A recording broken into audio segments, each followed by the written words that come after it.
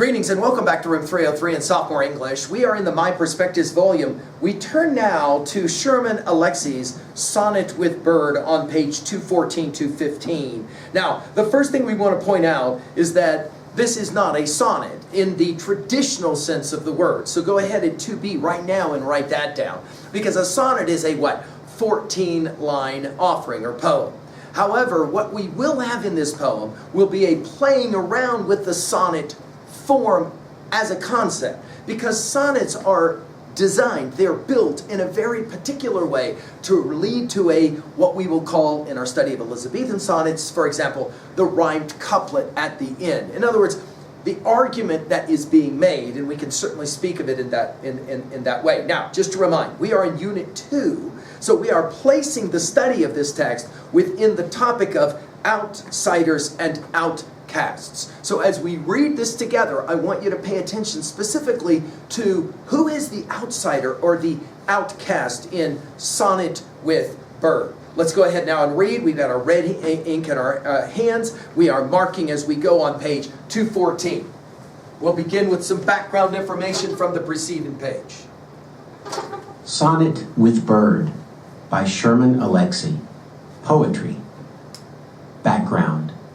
Page 213. The sonnet form is one of the most enduring poetic forms, having survived 5 centuries essentially unchanged. A sonnet follows a strict 14-line arrangement in a specific rhyme scheme. The final 2 lines of a sonnet resolve or summarize the preceding lines. In this poem, Sherman Alexie reinvents the sonnet, presenting one of the most traditional forms in an entirely new way. About the poet. Sherman Alexie, born 1966, grew up on the Spokane Indian Reservation in Washington State. As a child, Alexie suffered from seizures and spent much of his time in bed reading. After college, his career as a writer took off. Since then, Alexie has won numerous awards for his novels, stories, screenplays, and poems, including a PEN Hemingway Award and the National Book Award. Page 214. Sonnet with Bird by Sherman Alexie. Circle the numbers. 1.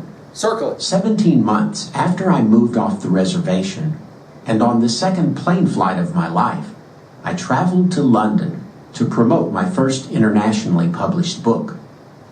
2. Circle. A Native American in England.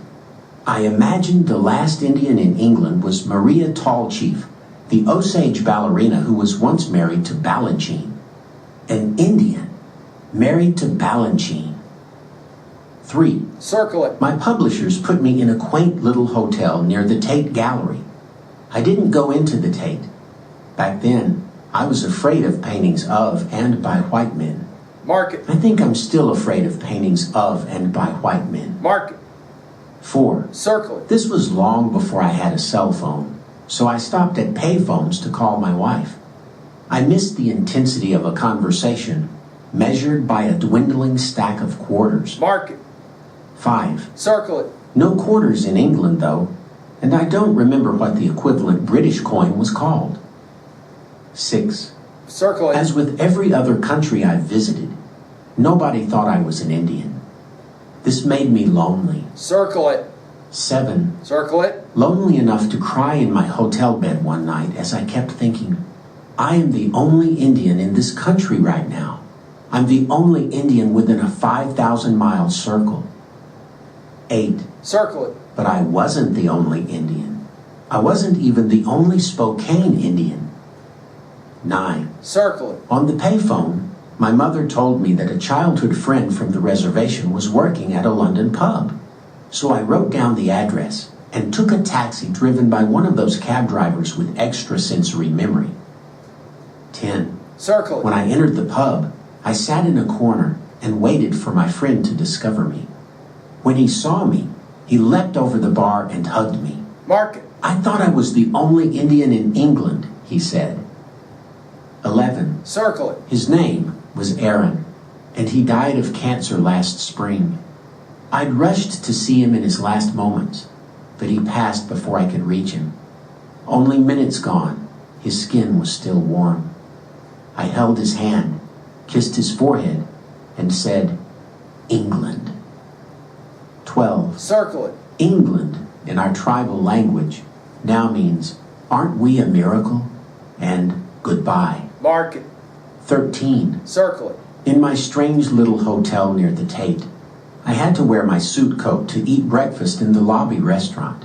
Every morning, I ordered eggs and toast. Everywhere in the world, bread is bread, but my eggs were impossibly small. What bird is this? I asked the waiter. That would be quail, he said. On the first morning, I could not eat the quail eggs. On the second morning, I only took a taste. On the third day, I ate 2 and ordered 2 more. 14. Circle it. A gathering of quail is called a bevy. A gathering of Indians is called a tribe. When quails speak, they call it a song. When Indians sing, the air is heavy with grief. When quails grieve, they lie down next to their dead. When Indians die, the quail speaks. Now, of course, the brilliance of this poem is that it leads to the final 14th passage, which is going to tell us so much about what really this poem is about. At level 1, summarize for us really quickly. It is a simple poem about Alexie going to London, meeting someone in a pub. By the way, a pub is the British term for a bar, okay, as you guys understand it. And then tragically, that friend of his, someone from the reservation, passes, which obviously is going to make that England trip then very special for him when he saw that person saw him again in the pub. But everything is built, of course, for line 14. We'll call it line 14, number 14. So let's go to 2A. What is this poem really about in terms of our Unit 2 topic of outsiders and outcasts? Notice, a gathering of quail, and notice the title is Sonnet with Bird. The idea of the bird, the eggs, the things that we know so well, culturally speaking, can be for us perceived brand new when we contact another culture, in this case in London. He's told it's quail, which leads then to the final section 14, line 14. A gathering of quail is called a bevy. A gathering of Indians is called a tribe. And of course, there's all kinds of topics here that are being addressed by the brilliant poet Alexie in this moment. When quails speak, they call it a song. When Indians speak, the hair is heavy with grief. Now, of course, this takes us back to passage 11, where the dying of cancer and the sadness, the heaviness of it, the grieving of it.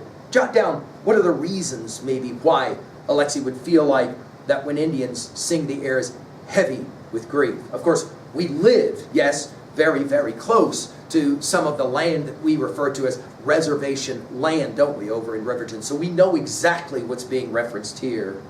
When quails grieve, they lie down next to their dead. When Indians die, the quail speaks. Of course, the power, the language here, let's jump to 2B really quickly. The language of grieving, the language of sorrow, the language of suffering is so powerful in this poem. How do you address it? What for you is the tone or the mood of a text like this? Then let's go to 3A. How does this text relate to other titles? For example, Doll's House within this unit. Can you see some similarities? Are there other texts that you're familiar with that play a similar kind of game where an outsider comes into a culture and has to somehow figure out a way to survive? This is really a poem about survival, isn't it? Finally, at 3B, to own a poem like this, to make it your own, to relate to it in some powerful way. Have you lost someone close to you? Have you engaged in some kind of culture contact where you felt like you were the outsider and then you found somebody who was much like you, and in that regards, you were able to sing a song? Thank you.